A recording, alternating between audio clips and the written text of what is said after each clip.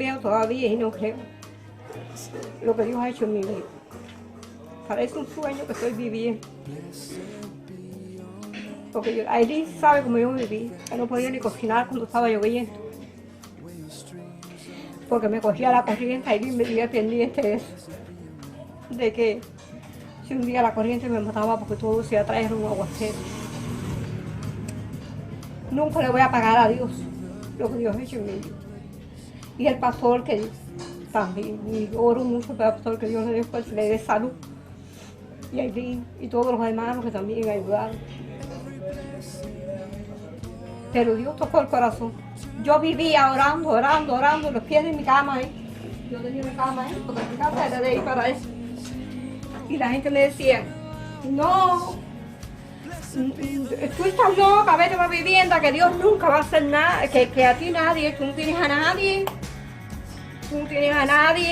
Y yo le decía, yo tengo uno más grande que todo, que Dios.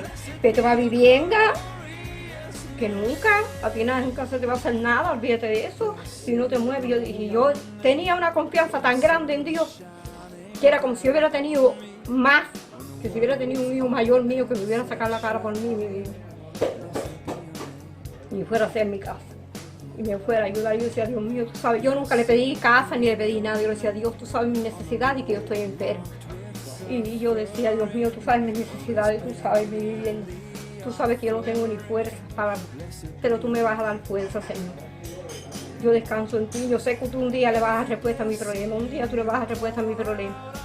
Y mira como Dios se maravilló. Todo el mundo se queda maravillado. Se dio de un testimonio en Casablanca, mi casa. Porque me dijo, pero ¿cómo la iglesia únicamente? Fíjate que un hombre que bebe, yo me quedé frío. Y me dijo, Blanca, únicamente esa gente, porque nadie ayuda a nadie. Únicamente esa gente pueden hacer una cosa tan maravillosa como que todo el mundo se ha quedado maravilloso con eso. Y yo también, yo nunca.